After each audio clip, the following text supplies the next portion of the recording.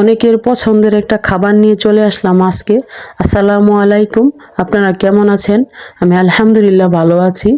তো অনেকের বলার কারণ হচ্ছে কারণ পাতলা খিচুড়িটা কেউ পছন্দ করে, কেউ আবার পছন্দ করে না। তো আজকে মূলত খেয়েছিলাম হচ্ছে পাতলা খিচুড়ি। খিচুড়িটা মূলত করেছিলাম হচ্ছে সবজি দিয়ে, শীতের সব সবজি দিয়ে করেছিলাম। তো আর সাথে নিয়েছিলাম হচ্ছে মুরগির মাংস, আর ছিল আচার, আর ছিল সালাদ তো ছিলই। তো এইটাই আজকে দুপুরে ট্রাই করেছিলাম। তো মাঝে মাঝে শীতের সবজি দিয়ে খিচুড়ি খেতে ভালোই লাগে, কারণ শীতের সবজি ভালো লাগে, তো শীতের খিচুড়ি তো ভালোই লাগে। তো অনেকের পছন্দ, আবার অনেকের পছন্দ না।